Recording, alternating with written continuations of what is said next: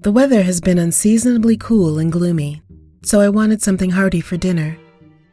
I decided to make a creamy chicken chili and hot water cornbread. This recipe tastes best when it's cooked in a crock pot. I washed a boneless and skinless chicken breast and patted it dry. My crock pot isn't large enough to put the chicken in uncut, so I sliced it into roughly 1-inch strips and then put those in the crock pot. I cleaned up the chicken juice and then diced half of a yellow onion and minced 4 garlic cloves. I added both to the crock pot, and then I added the spices.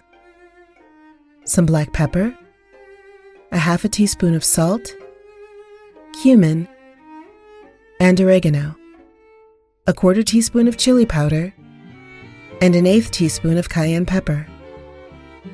I set the pot aside and got the next ingredients: a can of northern beans and a can of hot green chilies.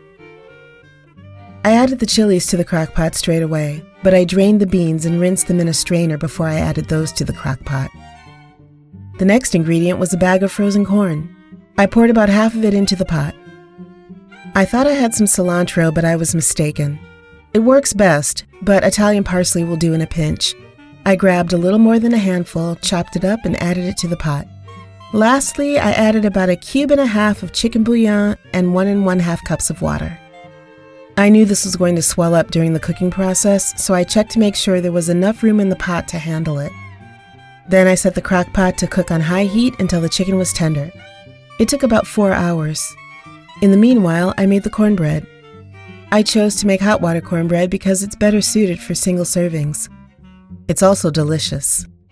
The water has to be boiling hot, so I put on my kettle, then quickly added 1/2 cup of cornmeal, 1/4 cup of flour, 1 teaspoon of baking powder, and a small pat of unsalted butter to a bowl, and gave all that a good mix. I mixed in the hot water a little bit at a time. The nice thing about hot water cornbread is if you add too much water, like I just did here, you just add a bit more cornmeal and keep mixing. This is the consistency that I like.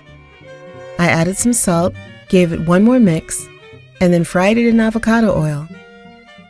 I set them on a paper towel when they were done frying. They came out perfect.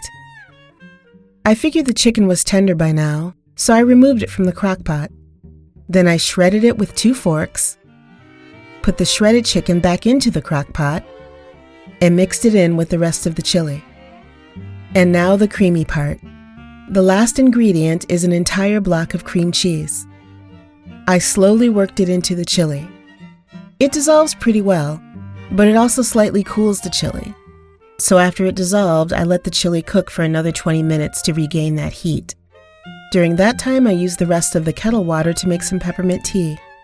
I decided to sweeten it and add some ice. Now it was time to plate. A bowl of the chili and the hot water cornbread.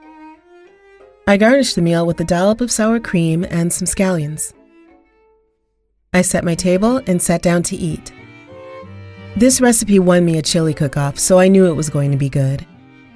The chili was savory with just the right amount of spice kick. It was also creamy without being heavy. The cornbread was the perfect side, and the sweet peppermint tea helped round out the savory flavors. This was just what I needed to lift my spirits after a string of gloomy days.